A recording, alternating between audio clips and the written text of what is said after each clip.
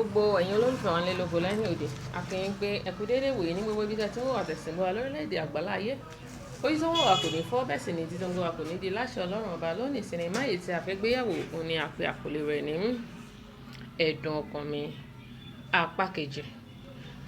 Bó bá jẹ́ ìgbà àkọ́kọ́ ní ilẹ̀ ṣẹ̀rí YouTube channel fúngbà àkọ́kọ́ ẹ jọ̀wọ́ ẹ subscribe ẹ like ẹ share ẹ má ṣe gbàgbé láti tágó pa ìpẹ́ rẹ̀ kó bá ìta lólobó nígbà tí àwọn sinimá aládùn sinimá olóyin gbáǹkàgbé sinimá mìíràn bá jáde lápá jùlọ ní ìgbà tí apá kejì ẹ̀dùn ọkàn mi bá jáde. Ẹ má ṣe gbàgbé láti comment sórí YouTube channel wa.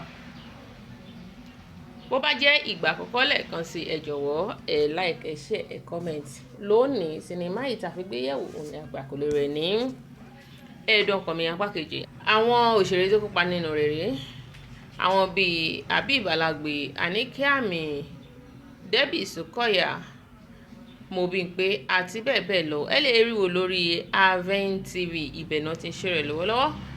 Ẹ jọ̀wọ́ ẹ bá ti wò tán ẹ má gbàgbé láti comment sórí YouTube channel wa.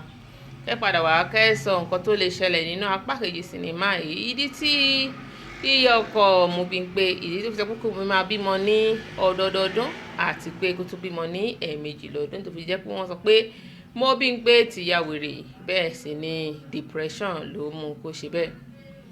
Ẹ jọ̀wọ́ ẹ kọ sórí comment section sí rí tẹ́fì nífẹ̀ẹ́ sí jùlọ nínú sinimá náà. Àárín yìí báyìí lọ sí jẹ́mìnà ọjọ́ rẹ̀ ìrèlè jogun rí ó dàbò tún dìgbà mìíràn ire o.